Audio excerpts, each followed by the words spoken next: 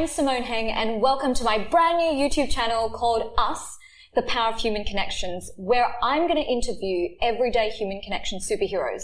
And I define that as people who are working in different occupations who have to pivot their communication every single day, sometimes with dire consequences, in order to connect with other human beings.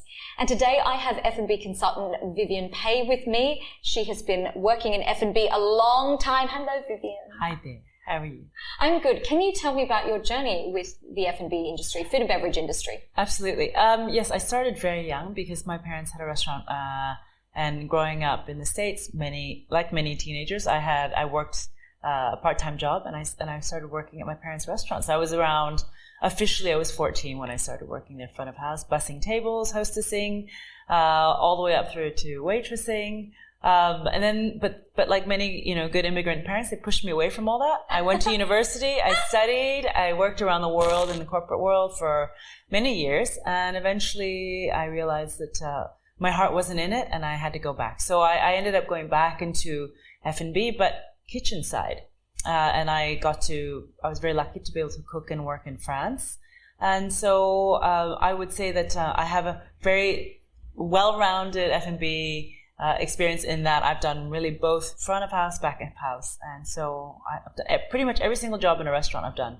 That must build a lot of empathy, doing both front and back.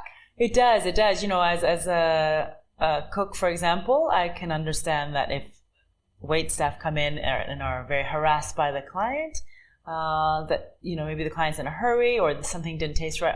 A recent experience at C'est La Vie, I was cooking there, and one of the wait staff came in and said, "Oh, please tell me what's vegan that's on the menu, because these customers have come in with no booking, and they've told us that we've got to feed 5 of them, and they're all vegan." So as a cook, I can, instead of just saying, "Oh, tell them to get lost," or whatever, I said, okay, let's figure this out together. And so then I looked at the menu that was there and the ingredients that we had, and we figured out we made them a very good meal. Wow. Okay. So this is what I'm really interested in, always have been, in terms of the F&B industry. How do you, as a wait staff or even a chef within the kitchen, you're walking past one day through the venue and you notice someone, how do you know when you notice that person what they need? A lot of it really is just reading people. It's really having, when I train people, especially for front of house, I say really just look, if a customer comes in, look at them, really look at their posture, how they're holding themselves, the expression on their face, do they look happy? Do they look like they want to celebrate? Do they look down? Do they look angry? I mean, all these things can be, you can read these on people's faces and in their posture. And I think if we actually take a moment and look, we can figure that out. Has there ever been a time where you have been really worried about a regular customer that's come into your venue and thought maybe they need help, maybe they're lonely? I've had. Well, I mean, actually, one of the experiences I've had would say about that is actually very, very long time ago. In Dad's restaurant, we had regulars. It was very popular, and had regulars come in. Were you like a neighborhood restaurant? Well, it was fairly much. Yeah, it was pretty much. It was like we say. I'm very old. It was a long time ago, and so Chinese restaurants weren't so prevalent in the Midwest then. But Dad's restaurant became very popular, and he became very good. He was very good. Even though he was the chef, he was also very good front of house. And so we had a lot of regulars. And there was one gentleman in particular who unfortunately was very, very overweight. And on a regular basis, he would come in. Unfortunately, he needed 2 chairs, for example, to accommodate. But, we always wanted him to be welcome, to feel welcome regardless. But it was interesting the way Dad sort of tried to slowly guide him towards better choices in food. It was an interesting thing to watch because he wanted to come and eat all the fried food, which understandably is delicious. And, in the beginning, that was what we gave him. But slowly, Dad would say, recommend this, maybe this dish, and that dish had more vegetables. Or something. And I noticed how Dad really took it upon himself to care enough to actually make that effort. I think some people would just say, this is what sells, give you what you want, and, and let's be done, So that's one example of, I think caring can make a difference. Yeah. Mm-hmm. And I love that your dad took the time to get to know and read the client, but I can imagine that could be very exhausting long-term for people in service, constantly having to read people. Yeah, it really is. I think, every front of house and back of house have very different stresses, but I think for front of house, really, you're constantly on show. I would say that you're performing in a sense, and at the same time, you're also serving people. So it's a combination of those things, and one of the biggest joys, I think, for me, being front of house is being able to serve someone in a way that makes them feel really happy. Just to go send someone off with a smile on their face. I mean, I really, really, it makes me feel good. But that said, it is tiring when you're doing it day after day after day. And, the F&B business is tough. It's tough physically. The hours are long. You're on your feet. Yeah. You often don't eat well or eat at regular times. And you may be very lucky and have mostly good customers, hopefully, but you will have the ones who are also very stressful and can get very irate or whatever. And part of good training is service recovery, right? How do you calm someone down? How do you calm someone down? How do you get them, back around to an even level of, So how do you do it? Tell us. I mean, it really depends on the situation, but sometimes really it's just listening. Sometimes someone just wants to rant. And they may be right. They may be very valid in what they're ranting about. So sometimes all you can do is listen. So what is for us here, because I could tell you my TV presenter listening face, okay? Yeah. It's very different to somebody angry in front of you. Yes. What is your body language when you're doing that? Is it a nodding? Is it an eye contact? It is. It's both of those things. I think also it depends on the situation. If the customer is still sitting or if they've decided to stand up, if they're really, really upset, if they're by themselves with friends or if they're with family and with kids, for example. I mean, I've seen customers who've gotten very angry, and if their children are at the table, I will say, sir, maybe, just to not upset the kids, maybe you can tell me what you'd like to tell me. We can stand over here and do it, or something like that. So it just depends, but you really, I think all the classic listening skills apply here. You really have to just, but also be sincere. I mean, people can spot a fake, I think. And I think, I genuinely want you to not be upset anymore. So what can I do to help you? And language, you really have to be, some people would say that, people in service sometimes they bend and scrape too much. But I said, I don't think of it that way. I think whatever I can do to make it better, I will do. And for me, that's just part of what comes with the job. This is also a question, a little bit of character then, about the character that it takes to be someone who serves people all day. I used to have a girlfriend who left high school early to become a masseuse. And she used to tell me that she'd be so drained after a day of massages, of absorbing that energy and listening to other people's problems, that she would have to go be alone for a while and take a really long bath or shower and just wash that away. And your story about your dad also reminds me, my father was a shopkeeper, worked 10 hours a day, 7 days a week at this job for like 20 years so that we could become residents in Australia, and then he passed away. And I would go as a little girl, like maybe 10 years old, and read Archie comics and watch my father at the counter serve customer after customer after customer. I was meant to help, but I was on school holidays and he pampered me. My mum actually sent me there to count change because I was so bad at math. And I watched him, a Malaysian customer would come in, and my dad would thicken his Singaporean accent and debate whether Penang or Singapore had the best laksa, for example. Right. And then a German customer would come in, and my dad would talk about Eurovision on SBS with this man.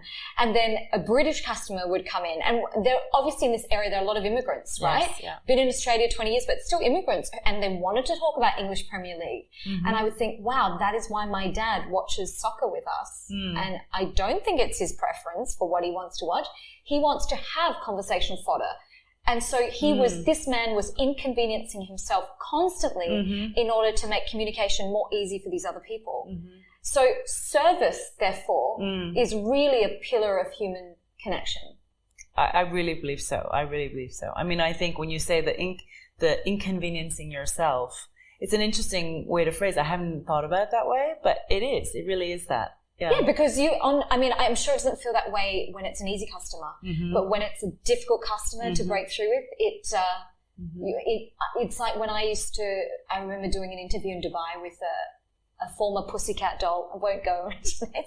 And we all knew that she was going to be difficult. Tricky, and it made me really nervous. And it was almost like I was having to pander a bit to build rapport, to get it across the line.